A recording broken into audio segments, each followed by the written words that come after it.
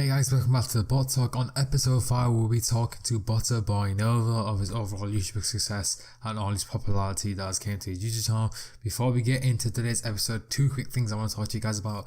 The episodes are officially sponsored by a multiple amount of proxy companies. They're live on the site and in the description. If you guys want to go down below and check them out, go ahead and get yourself some proxies, some resis, some DCs for all the easy releases coming up, your weekly Supreme needs, anything like that. Go ahead down below, click the link, check out, and make sure to screenshot and tweet at TheBotTalk and at my personal Twitter.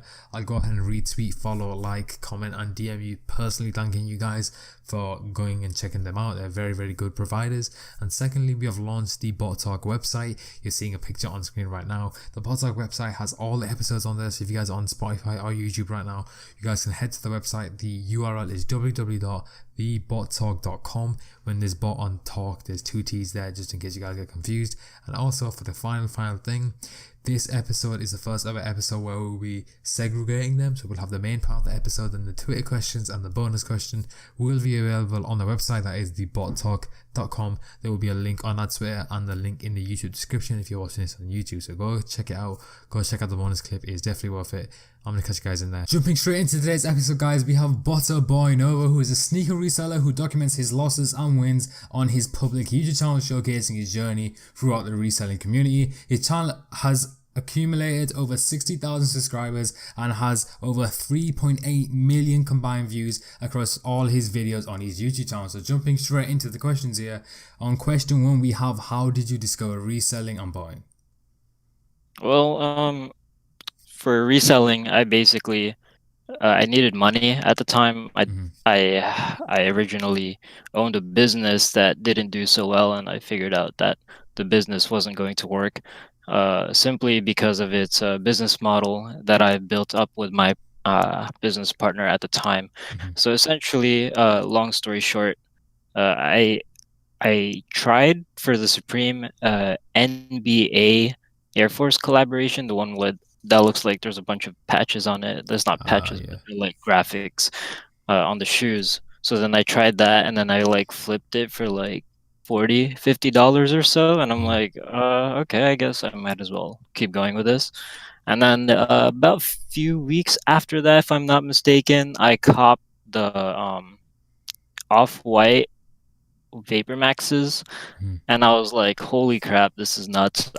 I could, if I got a bot, I would probably be able to get like 50 of these, and just be balling. But obviously, that's not the reality when it comes to botting. I had a lot of misconceptions that a lot of people had, but yeah, that's essentially how I got into reselling and botting. Is first I got like a couple of shoes here and there, then I hit the jackpot with the off-white Vapor Maxes, and I thought to myself, I could really scale this up if I started botting. And yeah, that's basically the gist of it.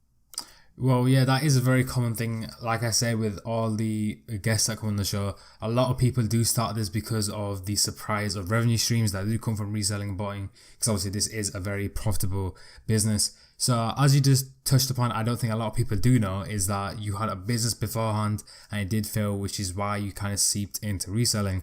So, the next question actually is, after you had your first successes, like you said, with the Supreme and the Off-White Vapor Maxes, what motivated you to continue reselling? Just the fact that number one, it was really fun. It was fun to do. It was really exciting. Like when the few seconds countdown before the scheduled release is like, am I about to make $100 or maybe even a couple of $1,000s off this one night?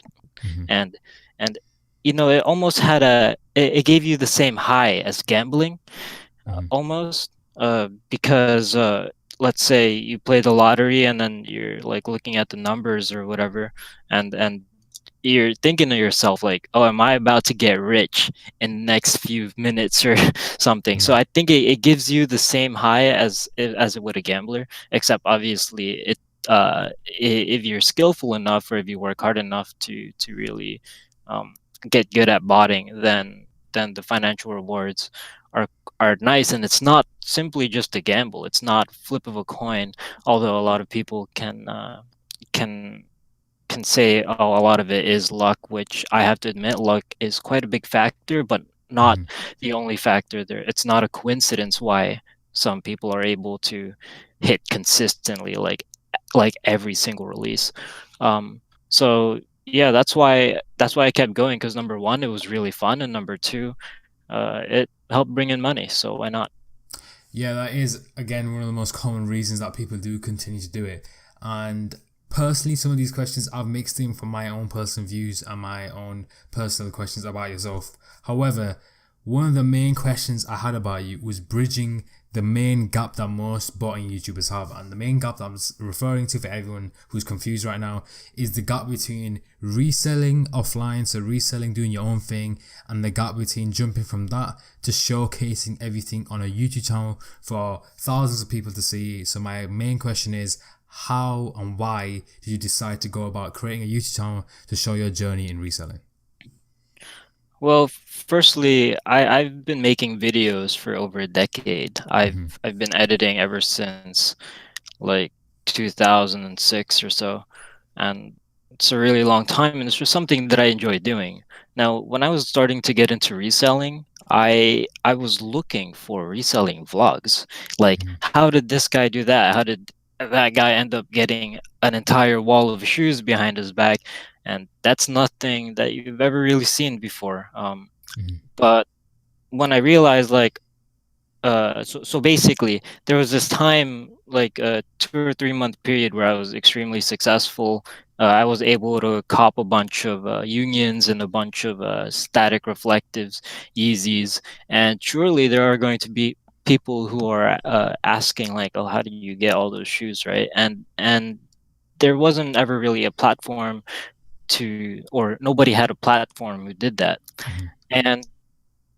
and that's and knowing that there is a, what we call a pain point in the entertainment market for YouTube anyway, um, I decided to jump on that opportunity, Mm-hmm.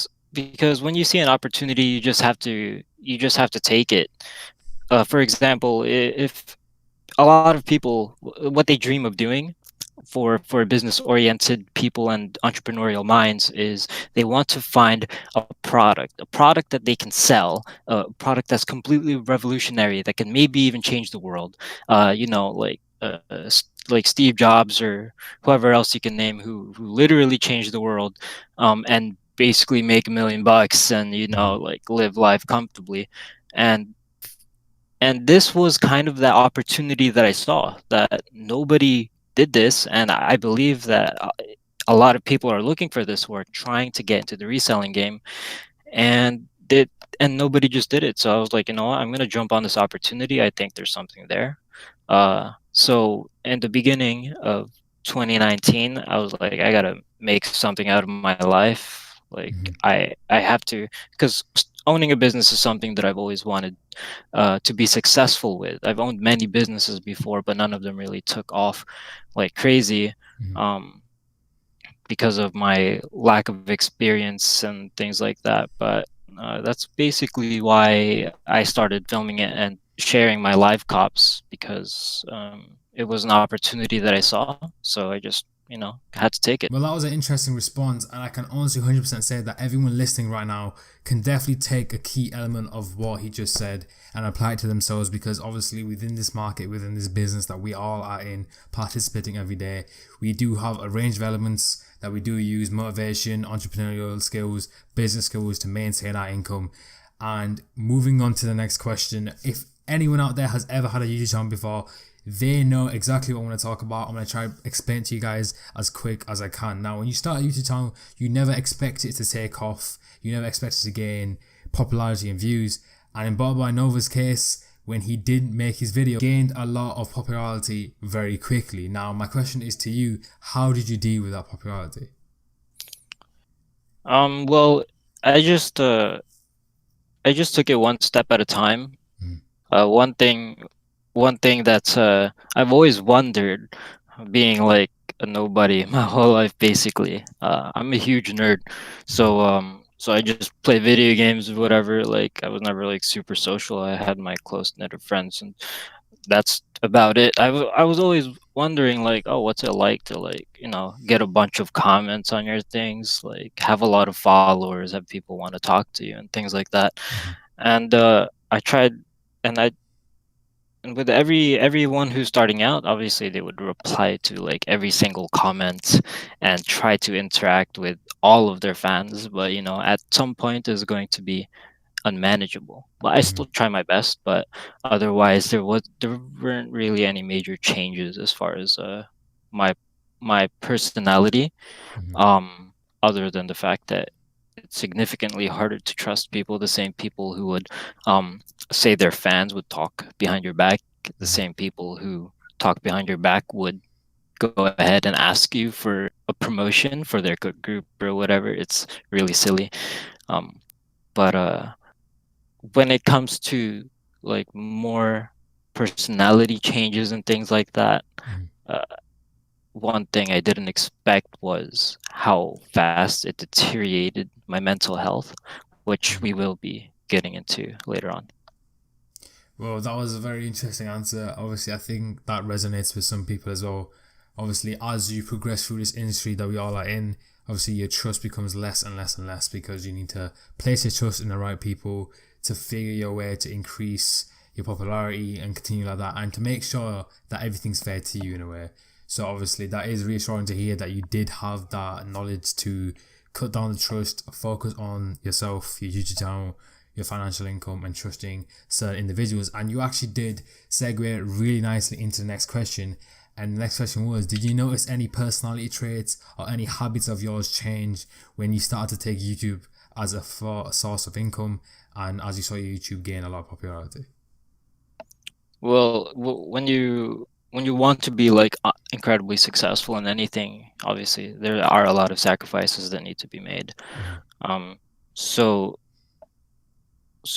I have to say like I haven't been like interacting with like I feel like a lot of people, the way their friends work is like first they have like their day ones where they basically they're their best friends, and then they have their like more outside friends Mhm. outside of that main circle. I haven't been really talking with them a lot just because I've been very busy, and they think like I'm ghosting them or whatever, but I tell them like no, it's just because I'm actually that busy. There's just so much to do. But Mhm. otherwise, not no serious changes in my personality and my ethics. And one thing that I okay, going into this, I knew that I will get a lot of like big money offers Mhm. that have a chance of like, making me make questionable decisions that are unethical. Because I was following the Counter Strike Global Offensive skin gambling Mhm. very closely, as far as like the stories. For anyone who knows about that, it's basically a bunch of streamers, popular streamers with incredibly impressionable audience. They what they would do is advertise these gambling websites, Mhm. which are essentially scams, like straight up scams, and then they would basically make a huge killing off of it. They Mhm. would make an unbelievable amount of money. Um, but that's at the expense of throwing their customer base, not customer base, their fan base under the bus. They're telling their fan base, "Oh, hey, look how much money I made from gambling or whatever," and then after that, in reality, you can't do that because the websites are rigged. They're scammed. They're made to pull you in to try to take your money, and Mhm. that's something that I really didn't want to do. And I set my mind on that. I do not want like the money to to make me change like as a person and to make me change my moral ethics. Well, that is a very, very good thing to hear. Obviously, with your fan base behind you, with obviously, like you touched upon, a professional audience, it's very nice to hear that you do have your moral and ethics that have came from before botting into botting and maintains that and actually strengthens through gaining all this popularity. And touching on the period of time before you started your YouTube channel, Going into making a YouTube channel, obviously there's a lot of preparation. You get graphics, you create a setup, you in your mind you create this space where you're like, okay, I'm gonna create this channel, I'm gonna upload them these days. What were some of the things you thought that you'd have to go through when making a channel that were completely wrong? Well, I was working in digital marketing Mm-hmm. while I started my YouTube channel. And I also, like I said, I've been editing for almost a decade, for not almost over a decade. So I knew what I was getting into. I knew that I basically had to sacrifice my whole life in order to try and create something. And it didn't matter like how long it would take. Like if this with any project, people give up way too fast if they don't see results instantly. Mm-hmm. And basically the only thing that I didn't expect was how fast I became successful, because a lot of very successful YouTubers, they would say, oh, it took years and years and years and years in order to create this platform that I have. So I knew getting into it, like I would go through something similar, especially starting from zero. It's very difficult to gain a following when you're literally at zero. So I expected it to be a huge grind, but being that I did have experience in digital marketing and I did have experience making videos in the past, I didn't really have to go through that same gruesome grind that many other YouTubers would perhaps experience. Mm-hmm. Because for anybody who wants to create a YouTube channel, oftentimes they would be like, oh, I'm going to make videos for fun, I'm going to be a YouTuber. Oh, it's fun making videos, things like that, interacting with fans, um, and it's not, doing that isn't good enough in order for you to, like, blow up or gain a following, unless you have an incredible personality. Mm-hmm. And I think that's like one of the few ways to be successful as a YouTuber, is having like a crazy personality that's very, very enjoyable to watch, which I don't have, admittedly. I don't have a personality, but what I do know how to do is how to um how to keep you watching my video. Mm-hmm. Most of it is from putting a lot of effort into my editing, and being that retention rate is one of the highest factors in the YouTube algorithm. So having good content, having well produced videos, that's very important. uh, so yeah, long story short, I've been rambling for a bit, but long story short, going into this, I knew exactly what to expect.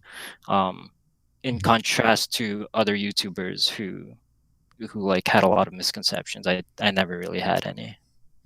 Well, obviously that is one thing you don't hear a lot about. Personally, obviously this is hosted on my YouTube channel. The whole idea came about from my YouTube channel. Without touching too much into my story, but I did obviously have a lot of preconceptions going into this. I thought that it may have been easier than it actually is, but to actually successfully create content that impacts the viewers and informs the viewers, you have to sacrifice a lot of time and a lot of mental strain just to create Hmm. these videos in a certain package. Because end of the day, you are literally sat in front of judges, which are your audience, and they're judging the video every single second, every single minute they are watching. If they get bored, they click off. So it's that Hmm. constant balance of creating the perfect content that informs the viewers, that entertains them, and keeps them clicked on, which is a whole different topic I could talk about for hours. Obviously, Yeah. I have yet to master it, but it is one of those interesting things that YouTubers do talk about. Now, with that being said, when you did start up your YouTube channel and the popularity came in, what were some of the positive things that came about that popularity? Like in your personal life, your financial gain, anything positive? What was that? Um, well, the positive thing is, like, this is literally what I do for a living. Like this, like what I do is a dream job for many people. So that's something I really try not to take for granted. That people would kill to be in my position, to do YouTube for a living. And as far as financial gain, like I've made more money than ever before. Uh, to give you an idea, for anyone listening to this right now, you can look up uh, what the salary is for a entry level digital marketer, I make more than 3 times that. So I made more than 3 times that of my original full time job, Mm-hmm. and I've been able to um, really it I've had some big changes in my life. For example, um,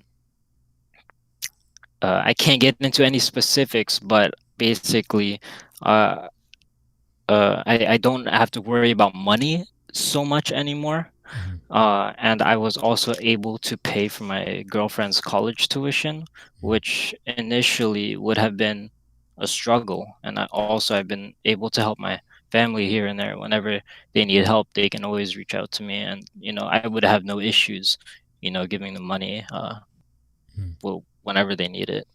And that's basically it. The comfort of not having to rely on paycheck to paycheck really does l- it. I know a lot of people would say, oh, money doesn't lead to happiness, but that's kind of bullshit. Mm-hmm. Excuse my language. Because once you have money, you can find you can focus on a happiness. Someone who's living paycheck to paycheck, they just have to work and sleep, and that's about it, and that's quite miserable. And unfortunately, that's the position of many people. And thankfully, I'm not in that position. I don't have to worry about that. So yeah, Mm-hmm. that's about it. Well, that was an interesting answer. Obviously, some of the things you did touch upon during the answer was very noble things. And from having that type of dream when I was a kid of being a big YouTuber, of being someone in outside the norm, outside the expected career paths for most people, one of my personal goals was to become financially out there and to help people around me, which is obviously what you're doing, which is an amazing thing.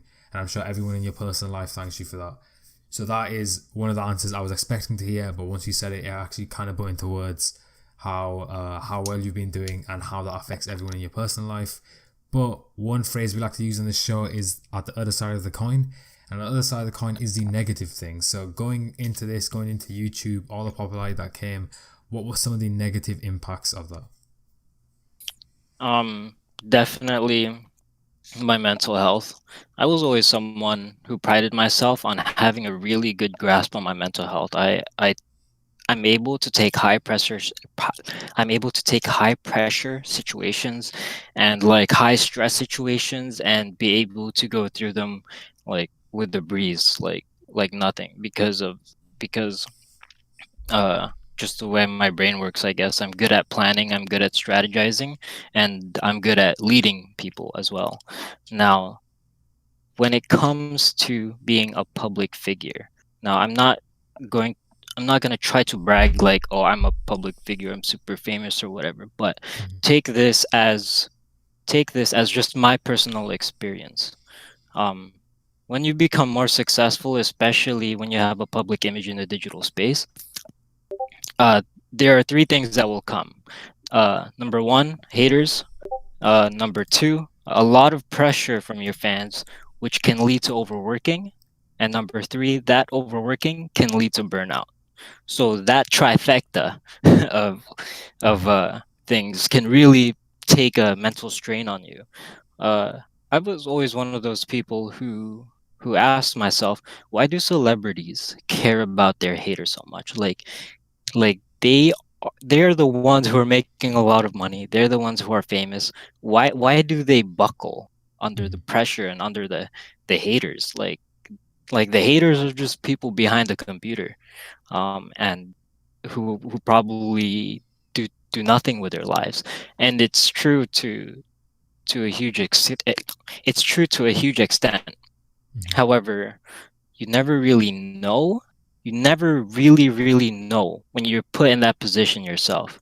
Um, because when you're growing as a YouTuber or as a influencer, uh, first the first step is trying to get people to know you. So essentially, what I used to do was I used to go in Discord and just type in BotterBoyNova, see who was talking about me, Mm-hmm. and then after that, when I realized like, oh, people started talking about me or whatever, I was like, oh, that's cool. And then the more I did it, like over time, like as I got more and more successful, people started hating on me. I'm Mhm. like, "Bro, what the heck is this?" And the thing is, like, I grew very fast, so essentially it was so also new to me, like someone's talking crap, and like it's almost like you want to reply to every single one of them, Mhm. but uh but then that would mean you care, and I don't know, that oftentimes that can be a bad thing, because that's can sometimes be the entire purpose of them doing it is just simply to get a reaction out of you. Mhm. So it used to bother me a lot, like all the haters and things like that. um for anyone watching this, if you tell yourself, obviously everybody says, "Oh, ignore your haters, like, just do your thing." Uh, it's a lot easier said than done. You really have to be in a position uh, where you're hated by like a lot of people, Mhm. um, in order to really experience what that can do to somebody. And so I started looking into it, and it turns out that I'm really not the only one that a lot of people uh, try to that's what ends up driving some YouTubers to not look at their comments anymore. Mhm. And me as somebody who wants to reply to like every person's comment on my YouTube channel, uh, I have to look at my comment section, or Mhm. else I won't be able to interact with fans as much as I want to. So it's like a double-edged sword. It's like reading. You end up reading things that you don't want to read all the time. Um, uh, Another thing is pressure. So when you're starting out with a YouTube channel, if somebody says, "Oh, when's the next video?" Right? You take that as like a compliment. Oh yeah, that guy likes watching my videos, and Mhm. I still do. I still do take it as a compliment. But if like everything you do on social media, a reply is like, "Oh, when's the next video?" Like let's say I just post some random thing, like, and then the next reply is, "Oh, when's the next video?" It's like, oh my gosh, yo, like Mhm. chill, chill out. Um, if you see it over and over again, that puts a lot of pressure on me and to overwork. And I do work like nonstop. Like if I'm not trying to cop sneakers, I'm working on my videos, Mhm. um, and it really messes with my sleep schedule. Like I don't have a normal sleep schedule by any stretch of the Mhm. imagination. Um, and all of those things combined can lead to burnout. And burnout is like the worst thing ever. Um, it wasn't something that I really experienced in the past. My focus levels are like insane, dude. Like I could like sit in front of a computer for like 15 hours at a time without, like it's nothing. But Mhm. if you do that every single day, as a matter of fact, I can count the amount of days off that I had uh, on a single hand this entire year. That's how much Mhm. I've been working on, like, on my videos. So burnout is such an awful feeling. I find it very very difficult to describe. It's like you you don't want to do anything, so you want to take a rest, but then when you take a rest, you end up doing like just mindless things that are just not productive, and then you end up having this insane amount of guilt. Mhm. Uh, I can't describe it, uh, but yeah, that's about it. Like the my mental health has deteriorated a lot, like because of the success, um and basically everything. However, I feel like I'm getting better at it. It's not a it's a battle, but I feel like I'm getting better at it, and I now understand why a lot of YouTubers and a lot of successful people like end up taking drugs or like committing suicide. Worst case scenario. Rest in peace, Mhm. Etika. Rest Um, in peace. yeah, and it just ends up getting to them. And some people might say, "Oh, like so maybe you're not built for this, social media, YouTube life or Mhm. whatever." And maybe you're right, but to be honest, everybody cares about what people say about you. Like for example, if you start a business, because this is essentially what it is, it's a business. If you start a Mm-hmm. business, of course you would care about negative feedback. You would care about negative few things that people have to say negatively about you. Not to like a huge extent. It wouldn't be to an extent where like you would dwell on specifically on what things say. Like if you have haters here and there, that's fine. They can talk whatever. I don't care if people talk crap, but if it's something that you see every single time you go on social media, Mm-hmm. it's, dude, it puts such a mental strain on you. And it's like I don't want to and what it's caused me to do is make me not want to like go on Twitter anymore. And unfortunately, what that does is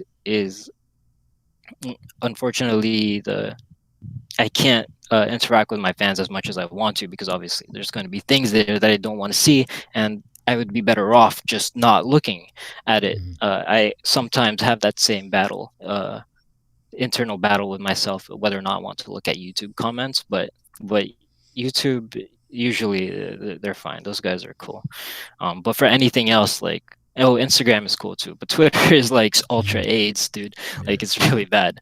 Um, so that's that. Another thing is another negative apart from my mental health is um fear, like in person, because there's a lot of crazy people out there. And there was this one time where I forgot, or I overlooked one of my addresses, because when you're doing live cops, holy Mm-hmm. crap, the amount of things that I have to censor because you're checking out and you're Yeah. showing the checkout process. I forgot to censor one tiny thing for like half a second, and people started like calling my phone, and I was afraid that there would be weirdos like showing up in front of my door.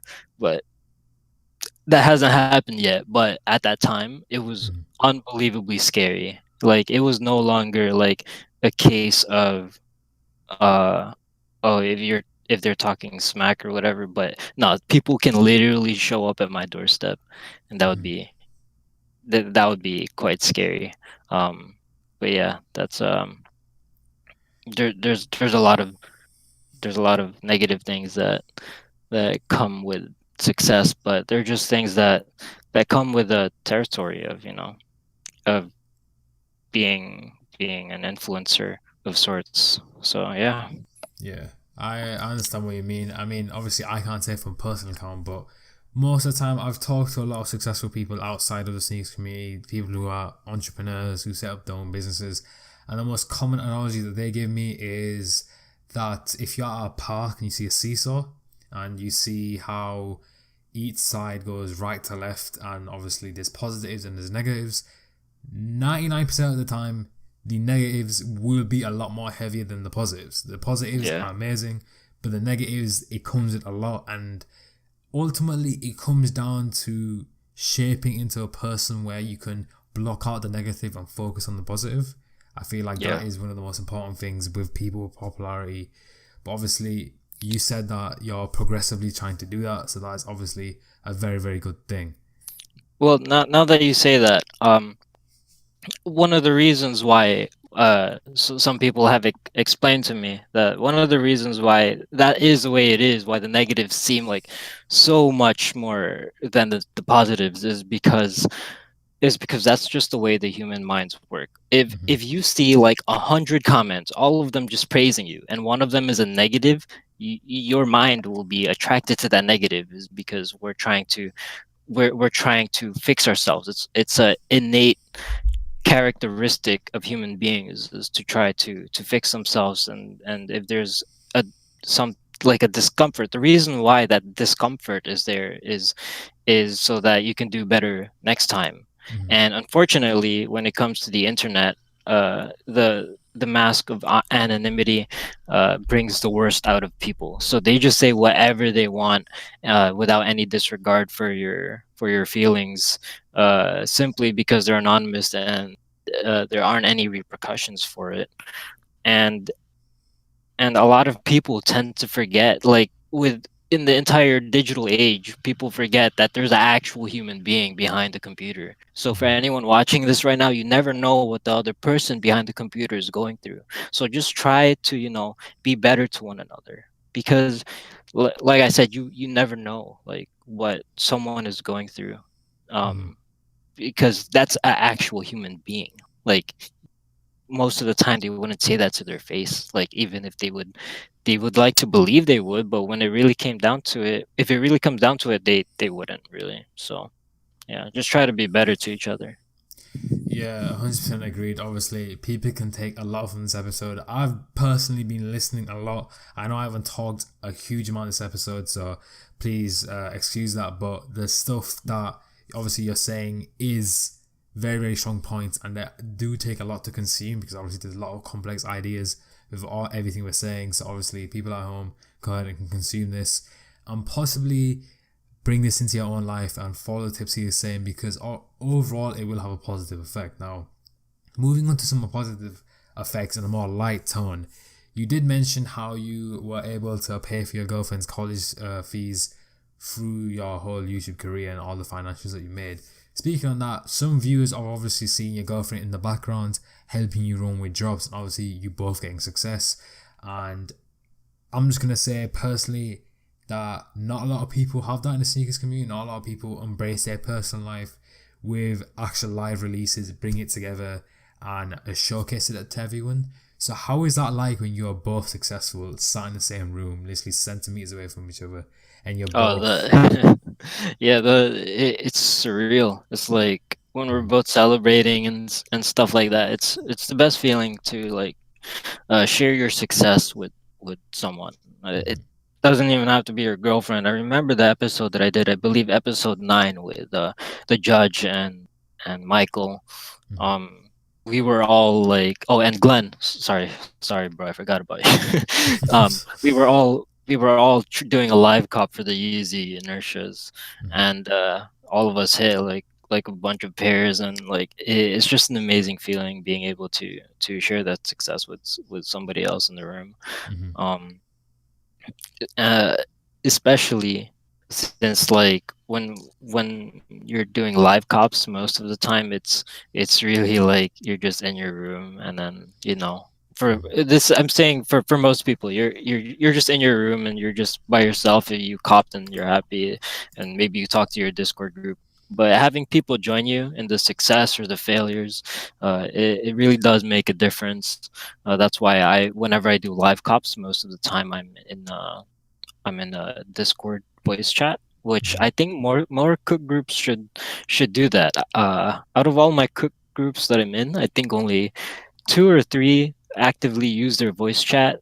And mhm, number one, I think is really fun to be on a voice call with other people during a live cop. And number two is very important uh, to get uh, to get information uh, with somebody saying something, more so than reading it. If somebody says, "Oh, this drops," it's a lot faster to take that information than, "Oh, gotta look for the channel. Okay, gotta look for the monitor. Gotta look for the link."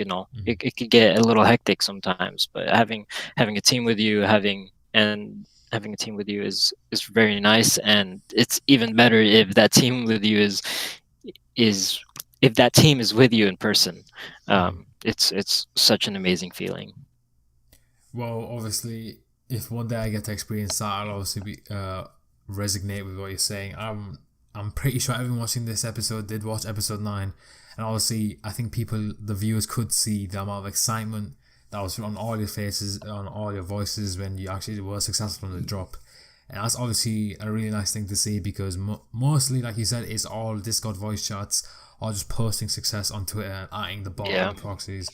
So obviously, it takes it to a complete whole new level of success, and that is one thing that I'm pretty sure everyone loves to see. Now that we've talked about your whole botting career, your whole YouTube career, I'm going to bring in a question that may be on the downside, but I'm going to ask you: how long do you realistically see yourself botting for?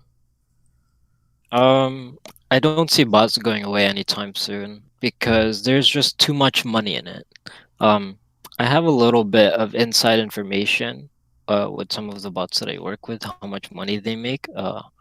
mostly because of affiliate programs, and obviously based on how much money I make, then they make like that same amount of money times 10 or whatever.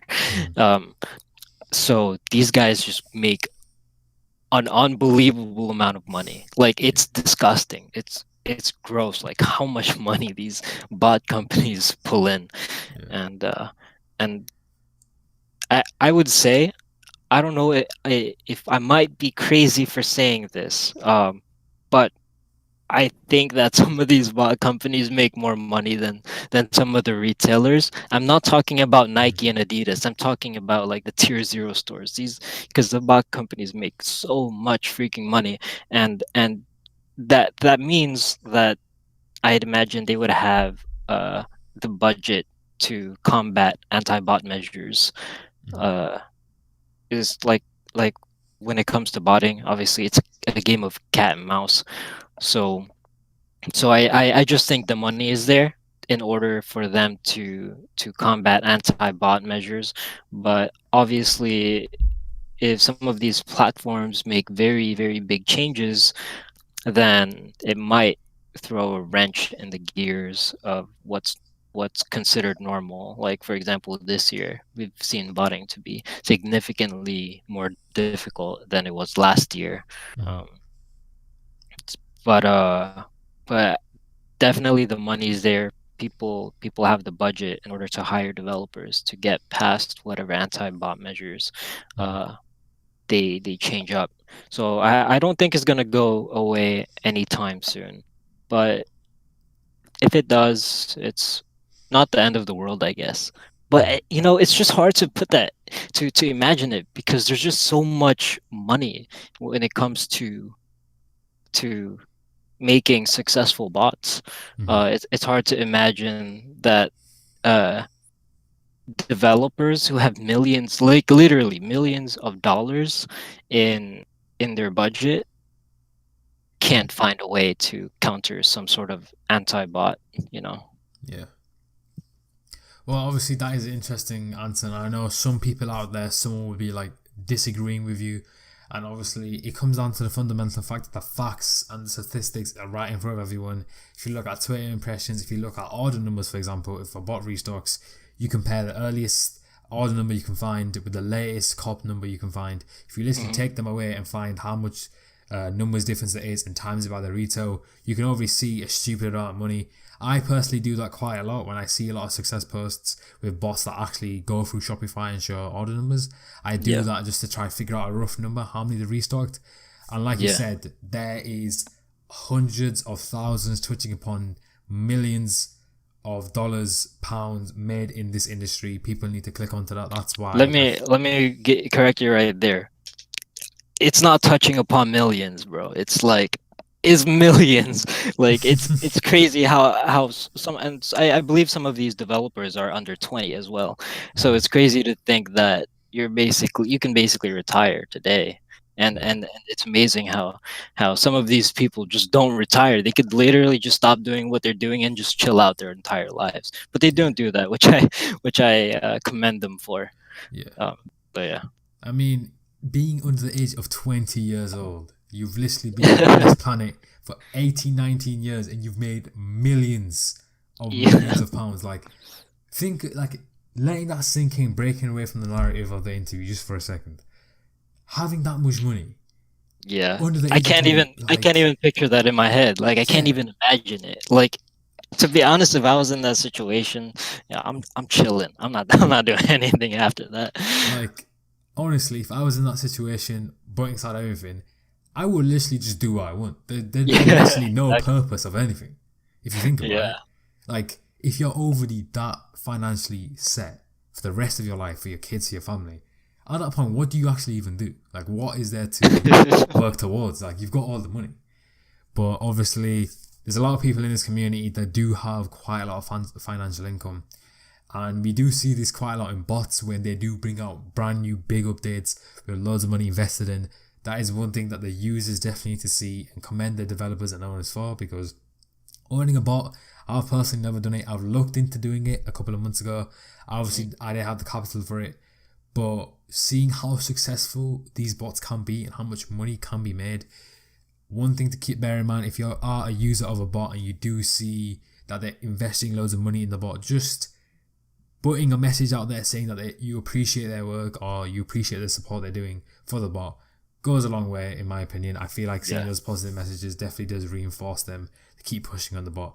And to be honest, I know we're going a bit off track here. This kind of leads into why some bots just disappear. You have common examples of developers and owners simply taking the source code, taking all the money out of all the accounts, taking all the assets and just leaving just because there's so much negative connotations around their user base. So I feel like if users can push that positive narrative, then I feel like it'll just motivate all developers to keep going. Now, guys, for the first ever time on the Bot Talk, we are going to be segregating the videos now. You guys might be thinking, what is going on? If you guys are on Spotify and YouTube right now, simply all you guys want to do is go to the link on screen or down below in the description, TheBotTalk.com. When you go to that website, look for this episode and look for the extras and bonuses clip. This clip is what you should be listening to right now. And essentially in this clip, we were going through all the Twitter questions. So if your question didn't get picked, it will be on the screen. And also one golden question that I will be asking BotterBoyNova here very shortly, which will help you guys. So I will catch you on the website.